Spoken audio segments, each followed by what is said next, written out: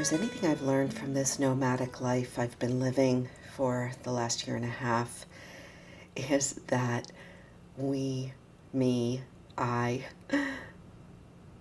constantly run away from life as it is right now. And I do that and have done it through just incessant striving, buying, and doing. The constant improving, the constant need to make things different. How about you? Are you always on the move? So, for the last year and a half, if you're not aware, I have been without a home. My husband and I gave up our house, about 5 years ago, moved into a rental apartment, then gave up the rental apartment, and have been doing short-term rentals around the country and road trips. No, we don't have an RV. We either stay in short-term rentals, like a 2-month rental, or we are using lots of our Marriott points and living in hotels. It's exhilarating, it's terrifying, and it's not forever. But the whole process of doing this has been an experiment in really untangling ourselves from conditioned patterns. One of the patterns that I have untangled myself from, and I'm not saying completely, but I've become super aware of, is how I just keep myself busy in striving, buying, and doing. And I want to highlight buying right now because yesterday I talked about letting go of the idea that there's a better version of yourself out there. And one of the ways that I think that we are in this constant busyness is through buying things that will improve our lives. Madison Avenue has trained us very, very well to constantly look for the next thing to fix, refurbish, redo, renew, whatever. And not having a home, literally not having a shipping address, has made it really obvious to me how much I used to buy. Buy and ship, Amazon, free shipping, buy and redo. Oh, I could replace this and I need this. Let me do that. And not having a place to ship things or to fix up has made it obvious how often I would go to that stream of busyness, the constant improving. And so what I want to share with you today, I'm not saying what I am doing is better than you. Believe me, this has not been easy. It's really just been an experiment to really become aware of how much I'm running away from life as it is right now. And yesterday I talked about, this, can we just let go of thinking there's a better version out there? And all of the buying and the striving and the improving we're constantly doing around ourselves.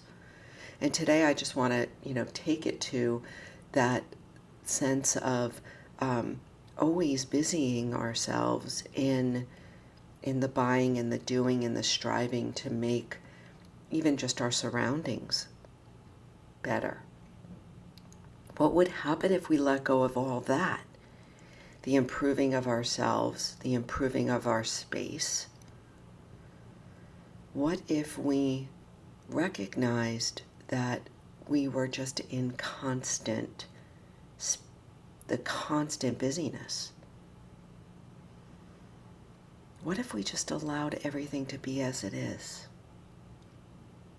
What if we allowed everything to be as it is for today? No improvement, no upgrades, no self-help. Nothing needs to improve. What is left when we let go of that all? It could be really scary, because what happens is, and this is what I've learned, and I can only share what I've learned directly. But what happens is when we let go of all of those things on our to-do list that have to do with improving ourselves, improving our surroundings, improving our spouse or partner, improving our kids, right? What is left? You may find yourself with a whole lot of energy and a whole lot of time. Wow, what a concept. So what I'm suggesting here is not to never, ever in the future do anything that improves your life. I'm not suggesting that. Just like I'm living in an experiment, I'm offering up a suggestion to experiment with recognizing how much time and energy you spend in that constant pursuit of bettering yourself, your space, those people in your life, and how much time and energy may be left, may be available to you if you just let that go for a little bit. So one last thing here is I want to share a story that this happened a few years ago. It was when we first moved into our apartment after moving out of our home. So the apartment was much, much smaller. It was a brand new apartment, so there was nothing to improve. We had moved in and we had our stuff all organized in our small space. And I remember it was vivid. It was a Sunday morning. I wasn't teaching. I didn't need to be at my yoga studio. And my husband was gone for the day. I had nothing to do, which was so unusual. And I remember sitting on my couch and feeling really weird. It was really a strange feeling. I didn't know what was happening, honestly. And so I sat there for a little bit to just become familiar with this new sensation in my life. I realized that I had nothing to fix in my house. I realized, wow, there's no closets to clean. There's nothing to unpack.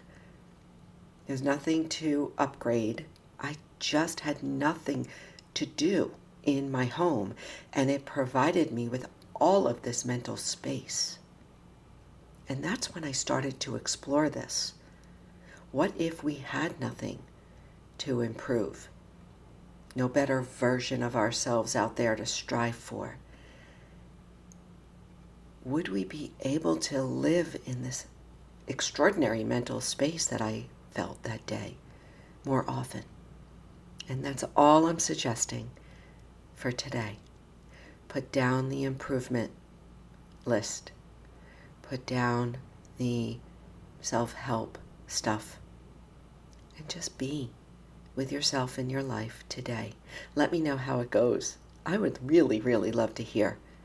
Because I got to tell you, there is nothing like just being present in the moment with all that you have and you don't have. That's the greatest gift. Thank you for being here.